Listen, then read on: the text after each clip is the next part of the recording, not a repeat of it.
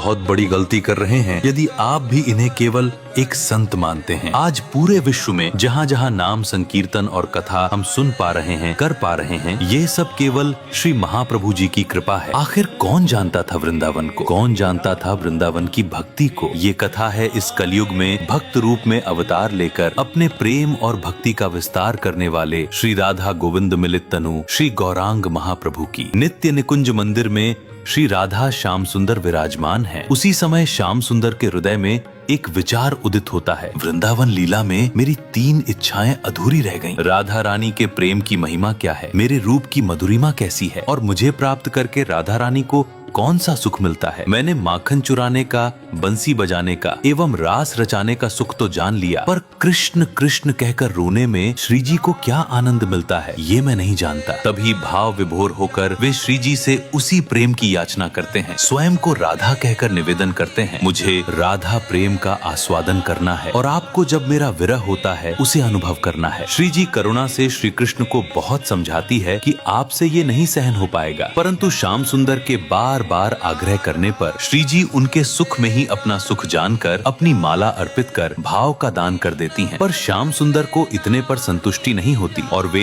श्री जी की अंग कांति की भी याचना करते हैं। तब श्री जी अपनी पीली चुंदरी अर्पित कर अपनी स्वर्णिम अंग कांति भी प्रदान कर देती हैं। गोविंद सो गो लियो, राधा सो लियो रा, 2 मिल एकै भय, प्रगट भय गौरा। यही है पृथ्वी पर महाप्रभु के अवतार की भूमिका। विक्रम संवत 1542 जब यवनों का आतंक चारों ओर फैला हुआ था, खुले रूप से संकीर्तन करने पर हिंदुओं की हत्या तक कर दी जाती थी। ऐसे समय में महाशिव और महाविष्णु के संयुक्त अवतार श्री अद्वैताचार्य प्रभु ने महाप्रभु के आगमन से पूर्व नित्यानंद प्रभु एवं अन्य पार्षदों सहित अवतार धारण किया। प्रतिदिन 1 लाख युगल तुलसी दल गोपाल मंत्र के साथ शालिग्राम जी पर अर्पित किए। उनके कठोर तप और करुण पुकार ने नित्य निकुंज में विराजमान श्री राधा गोविंद को मिलित स्वरूप से अवतार लेने के लिए विवश कर दिया। तब अपने बहिरंग प्रयोजन अर्थात नाम संकीर्तन का प्रचार और अंतरंग प्रयोजन अर्थात राधा रानी के प्रेम का आस्वादन, इन दोनों की पूर्ति हेतु श्री कृष्ण राधा रानी का भाव और अंग कांति धारण कर महाप्रभु के रूप में नवद्वीप में पिता श्री जगन्नाथ मिश्र और माता शची देवी के यहाँ विक्रम संवत 1542 फाल्गुन शुक्ल पूर्णिमा को प्रकट हुए। ऐसे कठिन समय में महाप्रभु ने नाम संकीर्तन की महिमा को और वृंदावन की महिमा को संपूर्ण जगत में प्रकट किया और आज